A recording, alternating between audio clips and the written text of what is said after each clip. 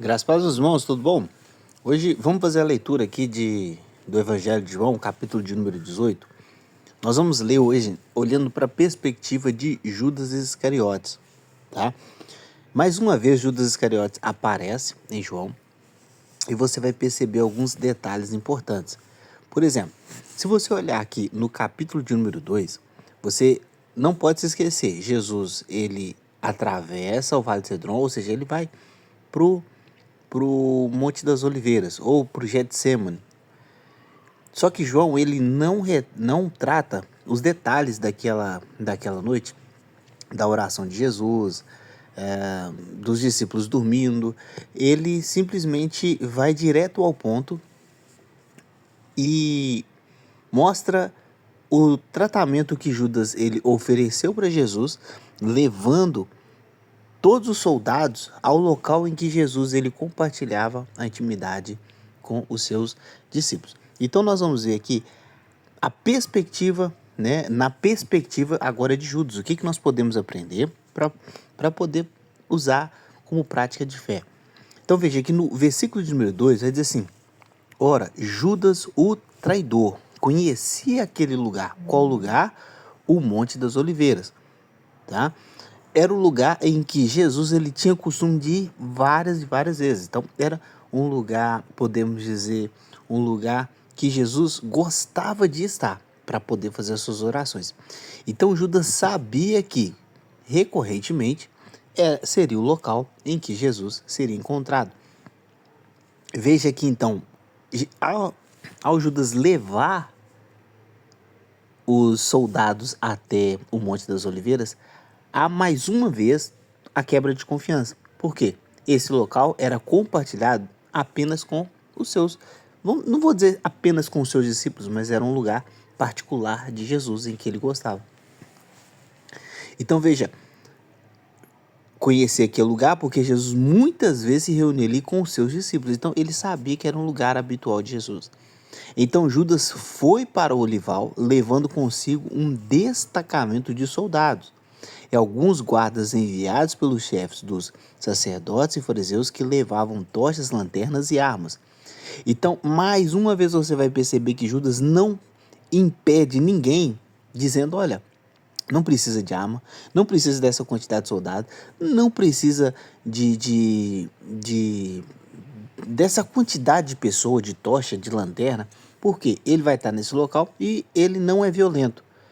Não, ao contrário, Judas ele permite que vão com eles os soldados, e vão com ele os chefes do sacerdote, enviados pelos chefes do sacerdote, fariseus, e permite que eles levem tocha, lanterna, que Jesus seja tratado como um criminoso voraz. Mais uma vez, há uma quebra de confiança por parte de quem? Judas. No versículo de número 5, ele vai ser citado, mais uma vez, aqui olha, a Jesus, na verdade Jesus pergunta a quem vocês procuram, no versículo 4, a quem vocês estão procurando, e eles respondem, é Jesus de Nazaré. Responderam, sou eu, disse Jesus. Judas, o traidor, e mais uma vez ele é chamado traidor, estava com eles, quando disse, sou eu, e eles recuaram e caíram. Em outros textos nós já sabemos que Jesus ele foi marcado com um beijo de Judas. Aqui não fala, João não trata disso. Mas é interessante você observar que Judas estava lá. Então, veja bem, meus irmãos, o que nós podemos tirar de aprendizado aqui olhando para a perspectiva de Judas? Toda vez que nós falamos de Judas, muitas pessoas já levam direto associam com a predestinação. Então, Judas estava predestinado a trair Jesus. Eu sempre gosto de tratar isso não dessa forma. Veja bem, a Bíblia fala que haveria um traidor. A Bíblia não fala que é Judas. Então, Deus, ele não pratica o mal. Eu sempre gosto de dizer isso. Você que acompanha os vídeos já sabe. Deus, ele não pratica o mal. Logo, a decisão de trair Jesus veio de quem? De Judas. Ele cumpre sim a profecia que diria que haveria um traidor. Mas Deus ele não disse o nome. A responsabilidade de trair parte de quem? De Judas. A tentação no coração, Satanás coloca, mas quem aceita? Judas. Quem passa a ser intitulado, obviamente, pela história e na história, por ser o traidor, é Judas. Quem conhecia aquele lugar e quebrou a confiança, decidiu quebrar a confiança e mostrar que era oposição? Judas. Quem foi que reuniu um exército, pessoas armadas para poder prender Jesus? Judas. Quem decidiu vender Jesus por 30 moedas de prata? Judas.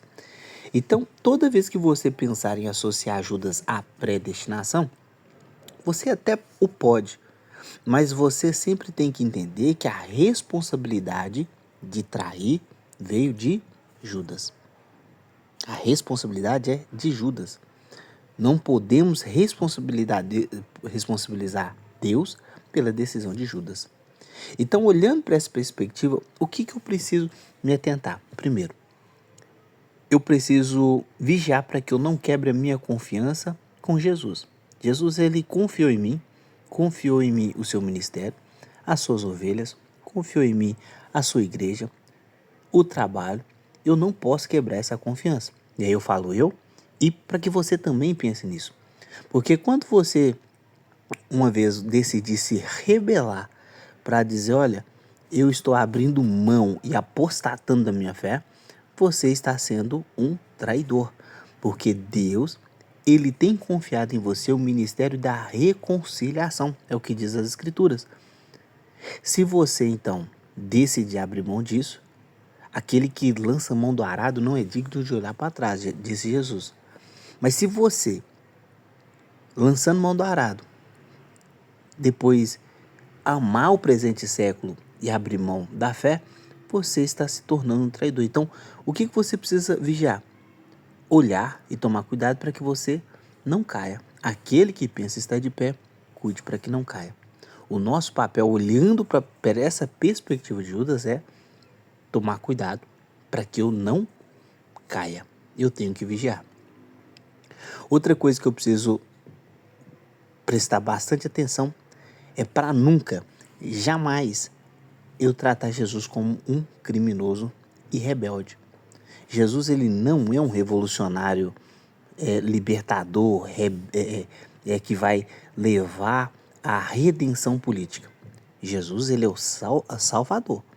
E Judas, aqui quando ele leva soldado, armado, com lanterna, ele está dizendo, olha, ele é um revolucionário. Ele não é. Jesus, ele é o Salvador. Então, se eu puder deixar para você um conselho hoje é, guarde o seu coração, porque é dele que procede as saídas da vida. Não se deixe levar pelas tentações desse mundo e não se deixe enganar para que você não naufrague na fé. Sendo assim, você não vai ser considerado um traidor assim como Judas. Que Deus abençoe sua vida e eu sempre digo para os irmãos, fique firme, tá bom? Deus abençoe, até a próxima, tchau, tchau.